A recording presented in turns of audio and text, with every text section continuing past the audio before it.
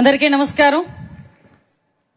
ఆహ్లాదకరమైన వాతావరణం, అందరి మొహాల్లోనే కూడా ఏదో సాధించేము, ఇప్పటికీ సాధించి మేము అనుకున్న యూనిఫామ్ మా ఒంటి మీద పడబోతుంది అన్న ఆత్మవిశ్వాసంతో ఒక మంచి సంస్కరణ కోసం మంచి పండుగ వాతావరణంలో సుమారుగా 5,500 కుటుంబాల్లో పోలీస్ కుటుంబంలోకి అడుగు పెడుతున్న తరుణంలో వాళ్ళతో పాటు వాళ్ళ కుటుంబ సభ్యుల్ని సైతం ఈరోజు ఒక దిశానిర్దేశం ఇవ్వటానికి, వాళ్ళందరి ఆశీస్సులు తీసుకోవటానికి ఒక మంచి కార్యక్రమానికి ఇక్కడికి విచ్చేసిన మనందరి గౌరవ అభిమాన విజనరీ నాయకుడు, నా నాయకుడు, మన ముఖ్యమంత్రి గౌరవ శ్రీ నారా చంద్రబాబు నాయుడు గారికి ప్రత్యేకంగా పోలీస్ డిపార్ట్మెంట్ తరపున స్వాగతం పలుకుతున్నా.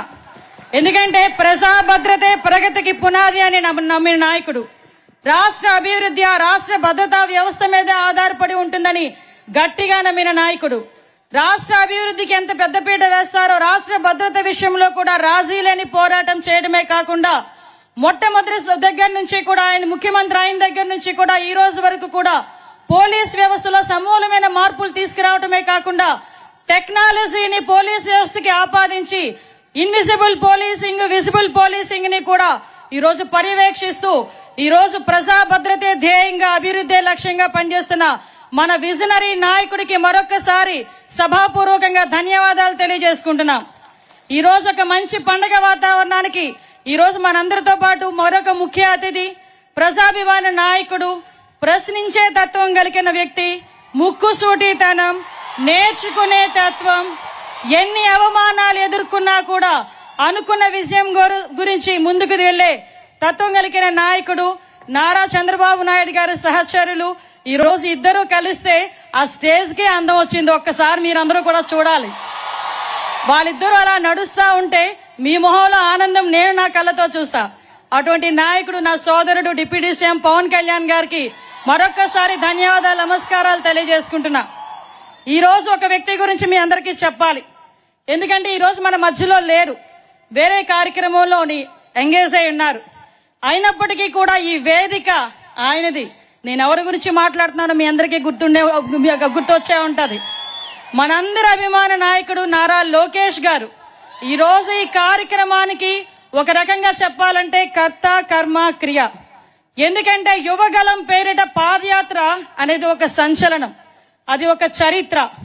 ఎందుకు చెప్తున్నానంటే పాదయాత్ర చాలా మంది నాయకులు చేశారు, కానీ చిన్న వయసులో పాదయాత్ర చేస్తూ ప్రజా సమస్యల మీద ఒక అవగాహనే కాకుండా అదే పాదయాత్రలో ప్రజా సమస్యల మీద పరిష్కారాన్ని ఎత్తుక్కొని యువగలం పేరిట చాలా మంది తల్లిదండ్రులు ఆయన దగ్గరకు వచ్చి నా బిడ్డకు ఒక ఉద్యోగం ఇవ్వండి, చదువుకొని కొన్ని సంవత్సరాలుగా ఖాళీగా ఉన్నాడు, కూలి పని చేసుకొని నా బిడ్డను చదివించుకున్నాను, అటువంటి బిడ్డకి ఉద్యోగాన్ని ఇవ్వండి అంటే ఆ ఉద్యోగం ఇచ్చే బాధ్యత మా కూటమి ప్రభుత్వం తీసుకుంటుందని 20 లక్షల ఉద్యోగాలకి ఆ రోజు ప్రామిస్ చేసి చెప్పింది చెప్పినట్టుగానే ఆ రోజు మెగా డిఎస్సీ మీద మొదటి సంతకం పెట్టించిన మహానాయకుడు మనందరి అభిమాన నాయకుడు నారా లోకేష్ గారు. ఈ రోజు ఈ పోస్టింగ్లు కూడా 6,000 పోస్టింగ్స్, సుమారుగా 4 సంవత్సరాల కళ ఇక్కడున్న చాలా మందికి. ఎందుకనంటే ఇందాకే వచ్చినప్పుడు సార్ అదేవిధంగా పవన్ కళ్యాణ్ సార్ అన్నారు అందరి మొహంలో నవ్వు కనిపిస్తుందంటే నేను చెప్పాను సార్ సుమారుగా 4 సంవత్సరాల కళ సార్.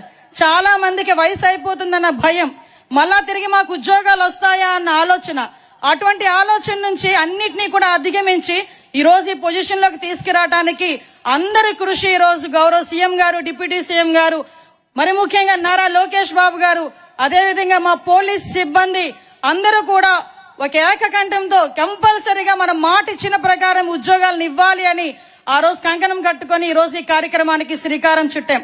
ప్రత్యేకంగా ఈ వేదిక తరపున యువగలం రథ సారథి నా సోదరుడు నారా లోకేష్ గారికి ప్రత్యేకంగా ధన్యవాదాలు తెలియజేసుకుంటూ ఈ రోజు పోలీసు వ్యవస్థలో సమూలమైన మార్పులు తీసుకురావడానికి గాని ప్రతి ఒక్క పోలీస్ వ్యవస్థకే కాదు ఈ రాష్ట్రానికి వెన్నుముకగా నిలుస్తున్న గౌరవ ప్రధానమంత్రి నరేంద్ర మోడీ గారికి, అదేవిధంగా అమిత్ షా గారికి కూడా ప్రత్యేకంగా ధన్యవాదాలు తెలియజేసుకొని ఈ కార్యక్రమాన్ని ఇంత అందంగా తీర్చిదిద్దిన నా పోలీస్ సిబ్బందికి, ప్రత్యేకంగా మా డీసీపీ గారికి అందరికీ కూడా ప్రత్యేకంగా నేను ధన్యవాదాలు, నమస్కారాలు తెలియజేసుకుంటున్నా. మీ అందరికీ తెలుసు ఈ రోజు ఒక చారిత్రాత్మకమైన రోజు. ఈ రోజు ఒక విషయం చెప్పాలి మీ అందరికీ కూడా, పోలీస్ వ్యవస్థకి తెలుగుదేశం పార్టీకి చాలా అవినాభావ సంబంధం ఉంది.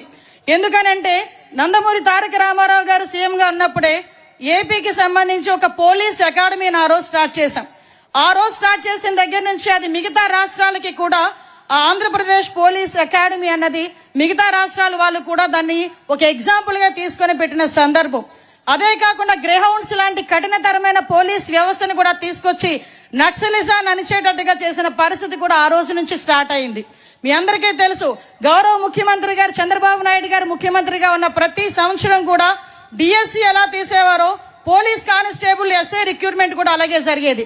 1999 నుంచి 2004 వరకు, అదేవిధంగా 2014 నుంచి 19 వరకు చూసుకున్నా కూడా సుమారుగా 23,000 మంది కానిస్టేబుల్ పోస్టులు తీసిన ఏకైక సీఎం మన చంద్రబాబు నాయుడు గారని చెప్పడానికి నేను చాలా గర్వపడుతున్నా ఈ రోజు.